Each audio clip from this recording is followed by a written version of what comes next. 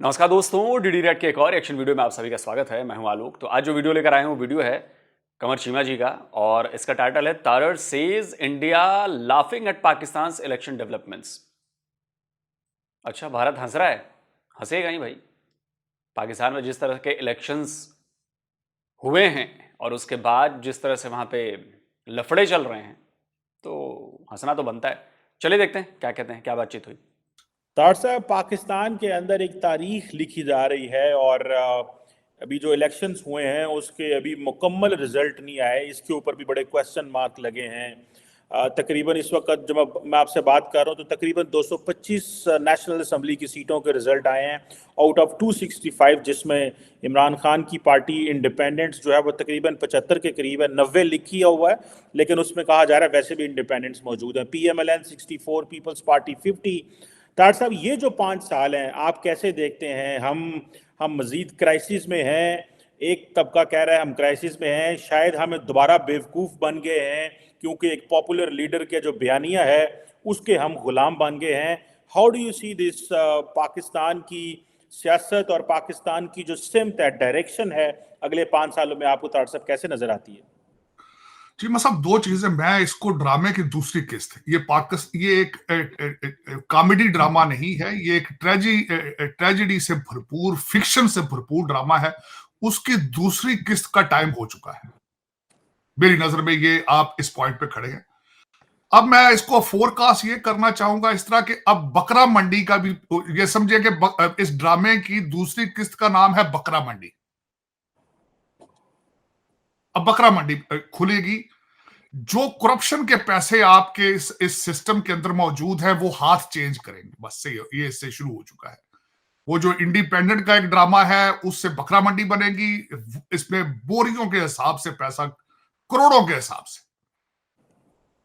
मैं पिछले सेगमेंट में भूल गया था, मैं मेंशन नहीं कर सका था कि इसमें एक खातून के ऊपर एक रिफत ताहिरा उनका नाम, उनका सुमरो नाम था, जहांगीर तरीन साहब ने उनको, पीटीआई की कैंडिडेट थी, बैठी थी, मैं बताना भूल गया था पिछली दफा।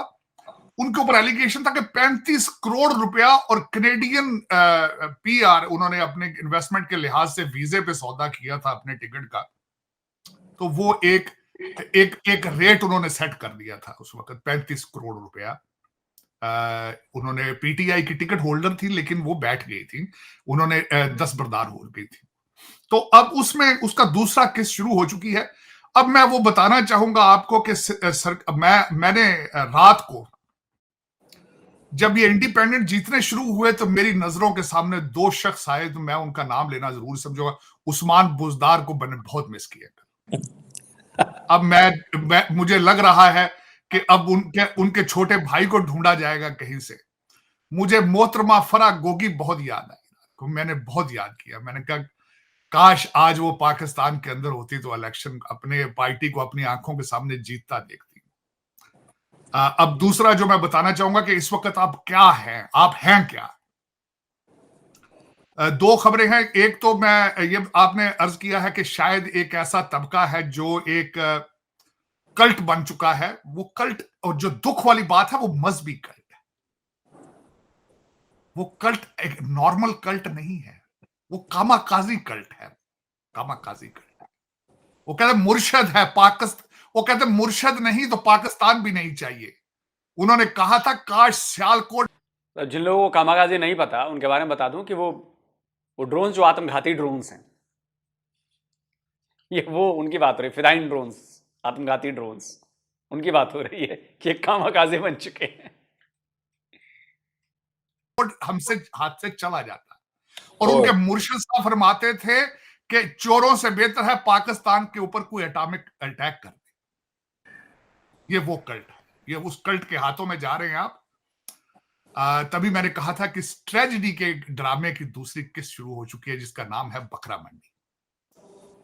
चीमा साहब, मैं उससे आगे बढ़ना चाहूंगा। BBC और डॉन के ऊपर दोनों पे खबर आ चुकी है इस वक्त कि मेरे जो दूसरे जो वजीर आजम बनने की ख्वाहिश लेकर आए थे, मोहतरम जनाब नवाज शरीफ साहब, बीबीसी और डान पे खबर चल रही है कि उन्होंने फरमाया है कि मैं दूसरी पार्टियों के साथ मिलकर हुकूमत बनाने के लिए तैयार हूं। हमें जल्द से जल्द राब्ता किया जाए, डॉलरों पाउंडों की सख्त जरूरत है लंदन के अंदर। तो ये उनका ऐलान ये आया है। लेकिन इसके बाद मैं ये बताना चाहूंगा कि चीमा साहब, आपके बचने की कोई मुझे किसी तरफ से कोई मुझे उम्मीद नजर नहीं आ रही। आपके क्राइसिस जो है सबसे पहले इकोनॉमिक क्राइसिस है, आपका इकोनॉमिक क्राइसिस। इन सारे लीडरान के मुंह से आज तक आपने कोई लफ्ज सुना हो हमने इकोनॉमी किस तरह ठीक करनी है? नवाज शरीफ साहब ने जब खुडियां कसूर के सामने जलसे में इकट्ठे हुए थे, इन्हें पता था सबसे ज्यादा यूथ सामने खड़ी है और इन्हें पता है कि यूथ को इंग्लिश और मैथ पढ़ाए बगैर अगली सेंचुरी में Pakistan cannot enter into the next century. Pakistan cannot grow, any country cannot grow without English और मैथ। कंप्यूटर के बगैर आप अगली सेंचुरी में एंटर नहीं हो सकते। इनके मुंह से लफ्ज आपने सुना था, उनके लफ्ज क्या थे? कसूर मैं आपके नाल हूं, आप मेरे नाल हैं। दुख है। उसकी वजह यह है कि 25 करोड़ लोगों का जो एक लेबर कैंप है उसको चलाने वाले सारे लंदन वासी हैं, सारे लंदन वासी। मेरे मुर्शद के 2 बच्चे भी जो हैं उन्होंने भी पीटीआई को लंदन से ज्वाइन किया है। ट्वीट उन्होंने लंदन से फरमाई। वो जिहाद करने के लिए पाकिस्तान नहीं आए वो। अब उसमें मैं अगला थोड़ा सा खित्ते के लिहाज से एनालिसिस करना चाहूंगा। आज मेरे बहुत मोहतरम है सुहेल वड़ाई साहब, जिनका बांग्लादेशी मॉडल भी जो है आज वो भस्म होकर रह गया है। मैं अर्ज ये करना चाहूंगा, मुझे दुख हुआ इस बात पे। पियर्सन मॉर्गन है जो एक ब्रिटिश हैं जर्नलिस्ट, उनको मेरी बाजी अलीमा ने इंटरव्यू दिया तो मैं उस दिन बड़ा बड़ा गमगीन था, बड़ा दुख था मुझे। वो ये वजह थी कि एक पार्टी जिसका सिर्फ लास्ट नेम के भुट्टो मर ही नहीं रहा है, जिंदा है आज भी, उन्होंने आसफा भुट्टो को भी लॉन्च कर दिया है। दूसरी पार्टी तो खैर वो तो है ही फैमिली एंटरप्राइज है, उनका जुनैद सफदर जो है वो भी तैयारियों में है इस वक्त, उनके लिए भी हल्के की तैयारियां की जा रही हैं। तीसरी मुर्शद पाक की भी पार्टी की रिप्रेजेंटेशन अलीमा बाजी कर रही है। मैं ये पूछना चाहूंगा, आपके पड़ोस में बांग्लादेशी मॉडल का इस वक्त सबसे क्राइसिस जो है हसीना वाजिद, उसको सबसे बड़ा क्राइसिस है, उसका कोई वारिस अभी तक डिक्लेयर नहीं किया गया। 5वीं दफा वो प्राइम मिनिस्टर बन रही। मोदी साहब का वारिस है? तालिबान का वारिस आपको नजर आता है? चीमा साहब, आप एक ऐसे बदनसीब मुल्क है, आप एक ऐसा बदकिस्मत मुल्क है। सबसे पहले तो मैं ये मैं जमहूरियत के मुंह पे तमाचा है जो आप ड्रामा करते हैं, और आज से नहीं कर रहे, 1951 से ये कर रहे हैं। ये जो इलेक्शन आप खेलते हैं हर कुछ सालों के बाद, आधा टाइम तो आपको फौजियों ने रूल किया आपको, जो कि एक शर्मिंदगी मैं समझता हूं। लेकिन जो आधा टाइम आपने रूल किया वहां पे आज तक फेयर इलेक्शन नहीं हुआ। आप ड्रामा इलेक्शन करते हैं। मैं बल्कि समझता हूं कि आप इलेक्शन का ड्रामा भी करते हैं, प्रेसलर तरमीम और इस तरह की जो यहाँ पे अमेरिका से पैसे और दूसरी दुनिया से एड्स लेने के लिए जो आपने हाइबर सिस्टम क्रिएट किया है, ये एक सारी दुनिया को पता है। और सबसे बड़ी बात यह है कि आपके पाकिस्तान के अंदर तो इस वक्त मीडिया ने बहुत अरसा पहले ही लगा दी थी खबरें, अगला वजीर आजम नवाज शरीफ। लेकिन मैं एक बात पे हैरान हूं कि इंटरनेशनल मीडिया ने आपके इलेक्शन की धज्जियां बड़े देर से उड़ा रहे थे। वॉशिंगटन डीसी में शैम इलेक्शन के नाम से आपके इलेक्शन को कहा जा रहा था, आपकी डेमोक्रेसी का मजाक उड़ाया जा रहा था मुसलसल। इनफैक्ट अभी ऑस्ट्रेलिया की तरफ से बयान जारी हुआ है पाकिस्तान के इलेक्शंस पर, और उसमें भी उन्होंने बड़ा कंसर्न जताया है। बोला है कि जी पाकिस्तान में जो इलेक्शन हुए हैं ये तो गजब इलेक्शन है, और एक तरह से उन्होंने बता दिया है कि भाई हम खुश नहीं हैं। मतलब ऑस्ट्रेलिया जो है वो पाकिस्तान में हुए इलेक्शंस पर खुश नहीं है। ये स्टेटमेंट जारी हुई है ऑस्ट्रेलिया की तरफ से। सोचिए, बाकी दूसरी कंट्रीज भी अपना रुख जताएंगी, तो जाहिर सी बात है कि जो होना चाहिए था पाकिस्तान में वो हुआ नहीं है। हुआ वही है जो 76 साल से होता आया है। पहले जो फौजी बूट्स थे वो आगे नजर आते थे, अब वो सिविलियन चप्पलों के पीछे नजर आते हैं फौजी बूट्स। वो भी समझदार हो गए हैं ना, तो सीधे बूट्स सामने नहीं रखते, तो कुचलने के लिए सिविलियन चप्पल को आगे रख देते हैं कि बेटा तू कुचल। ये हो रहा है। आप ड्रामा भी करते हैं, ढंग से नहीं करते, ये मैं अफसोस के साथ ये कहूंगा। लेकिन ये देखें, बदकिस्मती है इस मुल्क की जो ये एक्सरसाइज की आपने इसके बाद आप एक क्राइसिस से निकल के you are going into the another crisis. ये अब आपका दूसरा क्राइसिस है, दूसरी किस्त है। लूटमार का बाजार शुरू होगा, करप्शन की नई दास्तानें बनेंगी। हाँ, ये बात जरूर है कि क्योंकि मैंने आपको बताया है कि इस जो आप कल आपने एक्सरसाइज की है, इससे एक नई चीज होगी।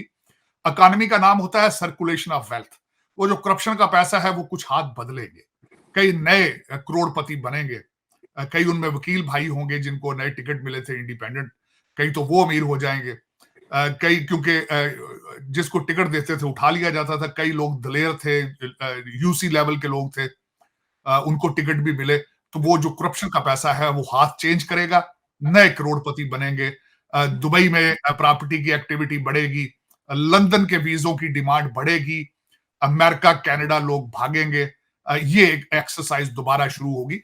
तो ठीक है, कुछ और लोग भागेंगे वहां से, पैसा भी हाथ चेंज होगा, यही एक एक्सरसाइज होगी। इससे मजीद आगे नहीं जा सकेंगे। आईएमएफ के बगैर आप दम नहीं निकाल सकेंगे।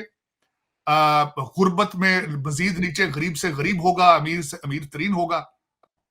रिलीफ नाम की चीज मुझे नजर नहीं आ रही आपके लिए बिल्कुल भी। तार साहब बिल्कुल ये जो बातें आप कर रहे हैं, आपने सही कहा कि नए करोड़पति बनेंगे, नए लोग आएंगे, बड़ा कुछ होगा। तार साहब इस वक्त जो बात की जा रही है वो नवाज शरीफ साहब की स्पीच के ऊपर है कि वो स्पीच क्यों कर रहे हैं। पहली बात तो ये है कि उनके पास सिर्फ 64 सीट्स हैं राइट नाउ, पीटीआई के पास ज़्यादा सीट्स हैं। लेकिन ये प्री मेच्योर स्पीच कर दी है उन्होंने। बिलावल ने कहा है कि जब तक पूरी पिक्चर क्लियर ना हो नवाज शरीफ अपना बंदा हमारे पास ना भेजें। आपने ये मैं आपको टेक्निकल लेवल की जो डिस्कशन है हो रही है कि कहाँ कहाँ पे वो जो है वो बातें कर रहे हैं। आपको वैसे मैं आपको बता दूं कि फजलुर रहमान, मौलाना फजलुर रहमान, शहबाज शरीफ और जरदारी, सीनियर जरदारी, बिलावल भुट्टो जरदारी नहीं, सीनियर जरदारी, उनके पिताजी, तो इन लोगों की मुलाकात जी हो गई है। और जहां तक मुझे अभी जानकारी मिली है उसके मुताबिक जो है कोई डील बन सकती है इनके बीच में कि नवाज शरीफ पीएम बन जाए और बिलावल भुट्टो को कोई बड़ा पोर्टफोलियो मिल जाए और फजलुर रहमान को भी कुछ मिल जाए। तो ये तीनों मिला के जो सिचुएशन बन रही है अभी के हिसाब से, जो सीटों का बंटवारा दिख रहा है, जो सीटें मिली हैं, जो दी गई हैं, मुझे लग रहा है जिस तरह से रिगिंग हुई है पाकिस्तानी इलेक्शंस में, तो उसके मुताबिक तो पीटीआई की गवर्नमेंट बनना नामुमकिन है। क्योंकि पीटीआई के पास एब्सोल्यूट मेजोरिटी है नहीं कि अपने दम पर वो बना ले, उसको भी जरूरत पड़ेगी। लेकिन पीटीआई इस समय कमजोर है और कोई भी नहीं जाना चाहेगा पीटीआई के साथ। अगर ये जो पीएमएन है, पीएमएलएन, इनकी सीट्स और पीपीपी की सीट्स और जो अदर्स में से कुछ को मिलाकर कर लें तो बड़ी आसानी से ये लोग गवर्नमेंट बना सकते हैं। अब देखिए क्या होता है। क्या लगता है इमरान खान, क्योंकि बहुत सारे लोग इस वक्त कंफ्यूजन में जानना चाहते हैं, इमरान खान जिनकी जो पार्टी है बज़ाहिर 90 सीट्स ली है उन्होंने, लेकिन कोई 15-20 इसमें से दूसरे इंडिपेंडेंट्स भी हैं, या टूट जाएंगे या भाग जाएंगे, या जिस तरह अभी आप बात कर रहे थे बकरा मंडी लगेगी तो लोग वहां शिफ्ट हो जाएंगे। क्या इमरान खान इतनी मेजोरिटी के साथ हुकूमत बना सकते हैं? क्योंकि वो तो कहते हैं ये सारे चोर डाकू, मैंने इनसे हुकूमत नहीं बनानी। तो फिर ये क्या जो पिछली हुकूमत का ट्रेलर जैसे आपने शुरू में कहा, आपको वही नजर आ रहा है कि ये सारे इकट्ठे हो जाएंगे और फिर 5 साल रूल करेंगे और इमरान खान चीखता रहेगा, वो जेलों में रहेगा? That is how you are seeing? या कि आपको लगता है कि पीपल्स पार्टी, बिलावल भुट्टो और इमरान खान कहीं मिल सकते हैं? Do you think this scenario is working as well? देखिए चीमा साहब, मैं इसमें फोर का अभी तो खैर कुछ रिजल्ट अभी आने मौजूद हैं और कुछ इसमें सरप्राइजेस भी आए हैं जो मेरी नजर में मैं देख रहा था कहीं, और शायद इस तरह के कुछ और मजीद सरप्राइजेस आए। लेकिन इस वक्त मेरा मैं खुद सोच रहा हूं इसमें कि किसी को 2/3 मेजोरिटी नहीं मिलेगी, इसमें बिल्कुल कोई शक नहीं है। और इसमें सबसे ज्यादा जो फोकस होगा वो इंडिपेंडेंट लोगों पर होगा, वो किस तरह टूटते हैं, प्राइस कहां तक प्राइस जाती है, डिपेंड करता है। क्योंकि ये देखिए स्टॉक मार्केट है ना, जिस तरह अच्छा प्राइस देगा वो आगे आएगा। तो इसमें लॉटरी उनकी है, उसमें अब उनको कौन पैसे देता है, कितने देता है, क्या बनता है, थप्पड़ों से मानते हैं या डॉलरों पाउंडों से मानते हैं। 3 चीजें हैं, या थप्पड़ मारे जाते हैं या फिर डॉलर और पाउंड प्राइस लगेगी। ये दो ही आपके पास हथकंडे मौजूद हैं। अब देखें कि वो किस हथकंडे से वो आगे चलते हैं। लेकिन इमरान खान साहब को जेल से निकलना उनका अभी तक जो है वो मुझे मुश्किल लग रहा है। उसकी वजह ये है सबसे खतरनाक केस अभी खान साहब का मौजूद है 9 मई वाला। और उस पे जो मेरी अपनी नाकस राय है कि उस पे कंप्रोमाइज जो है वो बड़ा मुश्किल है 9 मई के वाकयात के लिए। और दूसरी एक और बात भी हम मेंशन करना चाहूंगा चीमा साहब, कई लोग इस वक्त जीत चुके हैं इलेक्शन, सामने जीत चुके, लेकिन उनके ऊपर अभी तक केसेस के डिसीजन नहीं हुए। अभी उनके केसेस के डिसीजन आएंगे और वो डिस्क्वालीफाई होंगे। ये भी एक नई चीज है इसमें कि कई इंडिपेंडेंट टिकटों पे लोग जीते भी जरूर हैं, लेकिन उनके ऊपर शवाहिद भी मौजूद हैं, केसेस भी मौजूद हैं, और अभी उनके फैसले होंगे और डिस्क्वालीफाई होंगे। तो उसमें जो मेरा ख्याल है नवाज शरीफ साहब ने ऐसे नहीं कहा, कहीं से उनको इशारा था कि आप ये स्पीच फरमा दें। जिन्होंने उनको तख्ते पाकिस्तान के लिए इनवाइट किया है, उन्होंने सिग्नल दिया। ऐसे नवाज शरीफ साहब ने तकरीर नहीं करनी थी, क्योंकि आपको मैं ये बताना चाहूंगा नवाज शरीफ साहब इस वक्त उनके हारने की सबसे बड़ी वजह यही है कि उन्होंने कोई प्रेस कॉन्फ्रेंस नहीं की है, उन्होंने किसी को कोई इंटरव्यू नहीं दिया है। मरियम नवाज साहबा ने भी दी, उन्हें समझते थे कि वो we are already winner, we are, तो कहते हैं हम तो, उन्होंने तो एचकने सिलवा ली थी अपनी। मैडम ने तो प्राडा और गुची की चीजें खरीद ली थी, जूते उनके आ चुके थे प्राडा के, जो उन्होंने पहनने थे, वो सब कुछ हो चुका था ये। लेकिन अभी भी वो जो मेरे ख्याल में बगैर किसी इशारे के उन्होंने ये दावत नहीं देनी थी। उनको दावत कहीं से कहा गया है कि चलो मियां साहब कोई नहीं, ਇਹਦੇ ਨਾਲ बर्दाश्त कर लो, कोई अगे चलो और अगे चलिए थे। लेकिन ये कि चीमा साहब जो कुछ भी हो रहा है पाकिस्तान में, उसमें मुझे 25 करोड़ लोगों के लिए कोई रिलीफ नजर नहीं आ रही है।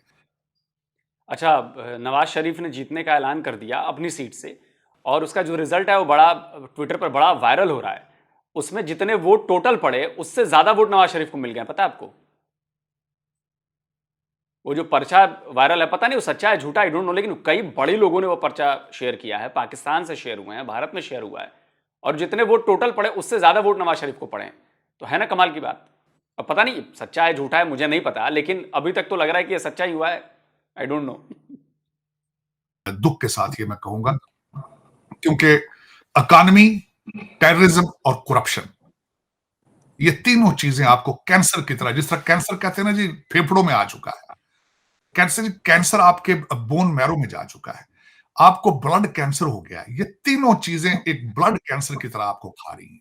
करप्शन, दहशतगर्दी और इकॉनमी के एक्सपोर्ट पे कोई तवज्जो ही नहीं, कोई तवज्जो नहीं। सिर्फ आप करप्शन पे चल रहे हैं इस वक्त। वो मेरा मारा मारी जो बाहर से डॉलर आते हैं, वो चंद तबका है, वो कुछ लंदन खा जाते हैं, कुछ दुबई चले जाते हैं, कुछ टूटे फूटे यहां आ जाते हैं, इसी पे आपका गुजारा है। लेकिन इस तरह मुल्क चले कभी नहीं है जिस तरह आप चला रहे हैं 76 साल से चीमा साहब। लेकिन मुझे खान साहब की जेल कम होती नजर नहीं आती इसमें। वैसे मैं कौम ने खैर एक बात मैं ये जरूर कहूंगा, जिस तरह भी ये चाहे मजहबी कल्ट है, लोगों ने खैर निकले हैं, उनका लोग एक सबसे बड़ी फ्रस्ट्रेशन का इजहार किया है। लोगों ने फ्रस्ट्रेशन है, लोग रिलीफ चाहते हैं, मैं आपसे लेकिन सवाल उनको रिलीफ कौन देगा ये नहीं पता कौन देगा। ये दरअसल आपको बड़ी इंपॉर्टेंट चीज है। दरअसल ये सवाल मैं आपसे करना चाहता हूँ। मैं जाती तौर पे ये समझता हूँ कि इमरान खान ने, और हमने पहले भी इस पर बात की है, कि पाकिस्तानियों को बेवकूफ़ बनाया है। लोग ये नहीं कहते कि इमरान खान ने क्या तरक्की की है या क्या डेवलपमेंट की है। हम वो एक ही चीज़ है, उनका जो नैरेटिव है आपको पता है, जिन चीज़ों पे चलते हैं। क्वेश्चन ये है, लोग बिल्कुल बाहर निकले हैं, लोग इमरान खान के शिदाई हैं, लोग उनको फॉलो करते हैं। एंटी स्टैब्लिशमेंट वोट है, सीधा सीधा एंटी अमेरिका वोट है, मजहब का वोट है। ये मतलब दो तीन बड़ी बड़ी। ताड़ साहब, हमारे लोग जो हैं, क्या ऐसे अगर एंटी स्टैब्लिशमेंट वोट देंगे, एंटी अमेरिका वोट देंगे, मजहबी वोट देंगे, हमारी डायरेक्शन क्या है फिर? जब ये हुकूमत, जब इमरान खान तो हमेशा एस्टैब्लिशमेंट के जो है वो बूट चाटते रहे, ये तो 26 साल इनकी सियासत ही एस्टैब्लिशमेंट की है। ये तो साल डेढ़ हुआ है तो जेलों में गुजर रहे हैं। हमारी सियासत क्या है? ये मुनाफिक लोग नहीं है ताड़ साहब। 26 साल पहले बूट चाटो, हुकूमत में जाओ, बाहर निकलो, 1 साल जेल में जाओ और कहो जी मैं एस्टैब्लिशमेंट के खिलाफ हूं। आप एस्टैब्लिशमेंट की जरूर खिलाफ हो ना, आप सियासी हैं ना, आप किसी और से बात करते हैं। ये जो डायरेक्शन है, ये क्या डायरेक्शन है हमारी, कि सारा मुल्क अमेरिका के खिलाफ वोट दे रहा है, अमेरिका के वीजे भी लेना चाहता है, डॉलर भी लेना चाहता है। ये मैं तो इसको, जो इमरान खान की जो सपोर्ट है, ये anti west, anti US, anti establishment, and pro religion, 3 मोटी मोटी चीजें हैं, बाकी का सड़क पोलते को काम तो न कीता कोई नहीं। जरा इस पे बताएं हमारी डायरेक्शन इन 3 चीजों पे है इस मुल्क की। चीमा साहब, दर हकीकत जब मैं कल परसों बैठा था तो मेरी नजर से वो इनकी स्टेटमेंटें गुजरी हैं जो इन्होंने बाजवा साहब के हक में देते रहे, कहते रहे। इनका बयानिया था कि ये बाप है पाकिस्तान का, इससे बेहतर जर्नल आ ही नहीं सकता, ये जमहूरियत पसंद जर्नल है। ये इस बंदे की स्टेटमेंट, जमहूरियत पसंद जनरल, तो बहुत बड़ा जोक हो गया यार। ये तो गजब की लाइन बोल दी तारड़ साहब ने, जमहूरियत पसंद जनरल। एक तो जरा ये बताइए कि इंटरनेशनल कम्युनिटी हमारे बारे में क्या सोच रही होगी, और इंडिया जो हमारा नेबर है उसका मीडिया के साथ में भी आज काफी एंगेजमेंट हुई, वो भी हंस रहे हैं हमारे ऊपर। आप क्या देख रहे हैं? Narendra Modi, doctor Jaishankar, international community कैसे देख रही है पर्टिकुलरली ये जो 2 दिन के इवेंट्स हैं? चीमा साहब देखें, मैं अज्यूम करना चाहूंगा कि आज हमारे भारतीय दोस्त क्या कर रहे हो, पहले हंसते होंगे फिर बाद में रोते होंगे। वो हंसते इसलिए होंगे कि ये क्या ड्रामा है यार, ये क्या हो क्या रहा है।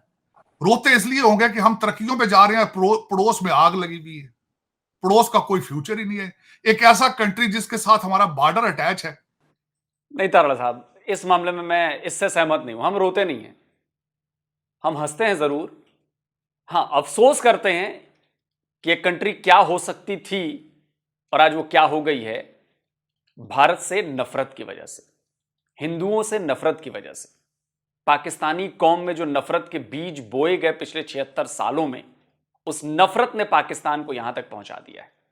तो थोड़ा हमें अफसोस होता है, लेकिन नहीं, हम हंसते जरूर हैं कि अच्छा हुआ कि ये नफरती लोग हैं, अच्छा हुआ कि ये लोग हमारे बॉर्डर के उस तरफ हैं, हमारे इधर नहीं है। थोड़े बहुत हमारे उधर भी हैं, लेकिन कोई बात नहीं, सबका इलाज होना है, सबको सही रास्ते पर लाया जाएगा। लेकिन हाँ, हम रोते होते नहीं है आपके लिए। हम क्यों रोएंगे पाकिस्तान के लिए भाई? हमारा क्या लेना देना पाकिस्तान से? कुछ भी लेना देना नहीं है। हाँ, पड़ोसी है तो ठीक है भाई, तुम अपने घर रहो, हम अपने घर, इससे ज्यादा और कुछ नहीं। और वो फ्यूचरलेस है, होपलेस है, ये उनकी फीलिंग्स ये होंगी। दूसरा चीमा साहब, मैं ये बताना चाहूंगा कि इंटरनेशनल मीडिया इसको किस तरह रिपोर्ट करता रहा है। सबसे पहले जब मेरी कल आंख खुली है, जब अर्ली स्टेजेस पे था, मैं बताना चाहूंगा आपको, वो कहते थे वहां सोल्जर ज्यादा है, वोटर कम है। फिर उसके बाद उन्होंने एक हल्का नंबर, कराची का पोलिंग स्टेशन 81 मेंशन किया गया है कि 2 बजे के बाद तक वहां पे पोलिंग स्टार्ट ही नहीं हुई थी। आप ये समझते हैं ना, आपको ये सबसे बड़ा प्रॉब्लम है। पाकिस्तानी ये फराडिये जो है, इनको ये समझते हैं कि सारी दुनिया नाक में रोटियां डाल रही है, हम सबसे ज्यादा स्मार्ट हैं, हमने बेवकूफ, आईएमएफ वाले पैसे देते हैं, हमने इनको बेवकूफ बनाया। ये आपका परसेप्शन आईएमएफ के बारे में ये है। आपके अफसरान, आपके ये जो जितने फराडिये किस्म के, ये कई जो फॉरेन सेक्रेटरी क्वालिफाइड हैं ऑक्सफोर्ड के और ये सारे हार्वर्ड के, ये समझते हैं हमने आईएमएफ को बेवकूफ बनाया, ये नाक में रोटियां डाल रहे। अगलों ने 81 पोलिंग स्टेशन कराची का मेंशन किया है कल इंटरनेशनल मीडिया पे। फिर उन्होंने कहा कि कई पोलिंग स्टेशन के ऊपर बैलेट ही खत्म हो गए। देखिए, पूरी दुनिया जान गई है कि पाकिस्तान में इलेक्शन के नाम पर क्या हुआ है इस बार, या पहले भी जानती थी, लेकिन चूंकि अब सोशल मीडिया का दौर है, अब चीज़ें सामने बहुत जल्दी आ जाती हैं, सामने दिख जाती हैं, तो पूरी दुनिया ने देख लिया और पूरी दुनिया जानती है कि रिगिंग तो हुई है, प्रॉब्लम तो हुई है, और इसके पीछे कौन है ये पूरी दुनिया ने देख लिया है। तो ये बात सच है कि पाकिस्तानी अगर अपने आप को बहुत स्मार्ट समझते हैं तो देखिए, हिंसा भी हुई है, वायलेंस भी हुई है, कई पीटीआई कार्यकर्ताओं की जाने गई हैं। अभी शायद मोहसिन द्वार बड़े नेता हैं, वो घायल हो गए हैं, उन पर गोलियां चलाई गई हैं, वहां भी कुछ बवाल हुआ है। तो ऐसा नहीं है कि दुनिया देख नहीं रही है, दुनिया देख रही है कि डेमोक्रेसी के नाम पर किस तरह का मजाक पाकिस्तान में हो रहा है, ये दुनिया देख रही है। जनता इमरान खान को चाह रही थी, लेकिन देखिए किस तरह से करके इमरान खान को आउट कर दिया गया, पूरे गेम से आउट है। और मुझे नहीं लगता, मेरे हिसाब से भी, मैं जो देख रहा हूं, चीजों को एनालाइज कर रहा हूं, मुझे नहीं लगता कि इमरान खान पीएम बन पाएंगे या पीटीआई को ताकत मिलेगी और पीटीआई जो है वो सत्ता में आएगी। मुझे बिल्कुल नहीं लग रहा, और इसलिए नहीं लग रहा क्योंकि नवाज शरीफ, मौलाना फजलुर रहमान और जरदारी, मतलब भुट्टो साहब, ये लोग मिलके खेल करेंगे और ये लोग मिलके सरकार बनाएंगे। आप देखिएगा, और इसके बाद जो अगला फेज इसका शुरू होगा, अगला स्टेप्स जो ये लोग लेंगे, ये लोग तमाम जो इमरान खान और उसके करीबी हैं उनको और ज़्यादा परेशान किया जाएगा, उनके ऊपर और केसेस ला दे जाएंगे। अभी देखिए, जैसा कि तारड़ साहब ने बताया कि 9 मई वाला जो आगजनी हुई थी उसके केसेस बाकी हैं, और उसमें ऐसा उलझाया जाएगा कि इमरान खान दोबारा निकल नहीं पाएंगे, ये गारंटी है। अब इसका दूर का एक पक्ष और देखिए, अगर इमरान खान निकल नहीं पाते हैं, इमरान खान को ये लोग फंसा देंगे, तो जाहिर सी बात है कि जनता नाराज होगी। जनता चाह रही थी कि इमरान खान आए, हम भी चाह रहे थे कि इमरान खान आए, भाई हमारे लिए तो फायदेमंद है ना इमरान खान, लेकिन इमरान खान को आने नहीं दिया गया। ये लोग जानते थे कि इमरान खान आएगा तो भारत को भी फायदा होगा, तो ये लोग इमरान खान को आने नहीं दे रहे। तो मुझे लगता है कि जो लोग इमरान खान को सपोर्ट कर रहे हैं उनको सड़कों पर उतरना चाहिए, उनको ये आवाज उठानी चाहिए कि भाई इमरान खान को क्यों दूर किया गया और क्यों उस बंदे को वहां से हटाया गया है और क्यों जबरन यहां पर लादी जा रही है चीजें।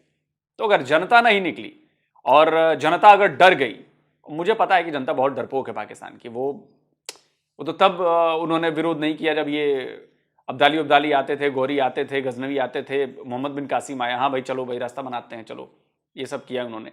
तो मुझे लगता है कि ये लोग निकलेंगे, क्योंकि इन लोगों की नस्ल नहीं है विरोध करने की, प्रदर्शन करने की। हाँ, हिंदुओं के साथ मारामारी करनी होगी तब निकल जाएंगे ये लोग, लेकिन ये ऐसे नहीं निकलेंगे। जहां हक की बात होगी ना वहां नहीं निकलेंगे, इस्लाम की बात पर निकल जाएंगे, हक की बात पर नहीं निकलेंगे कि भाई इमरान खान को क्यों आउट ऑफ द सीन किया गया है। इसको लेकर कोई बवाल नहीं हुआ, देख लीजिएगा।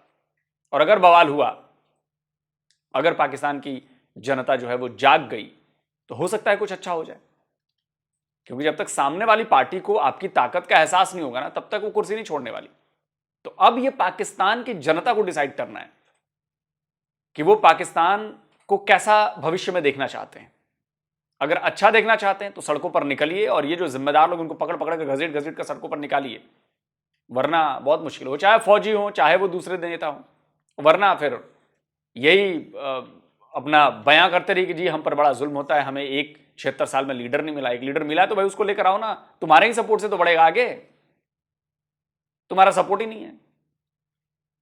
बाकी आप जरूर बताएं कमेंट करके आप क्या कहते हैं पाकिस्तान के इलेक्शंस के बारे में। जल्दी मिलता हूं एक और नए वीडियो के साथ। नमस्कार, जय हिंद।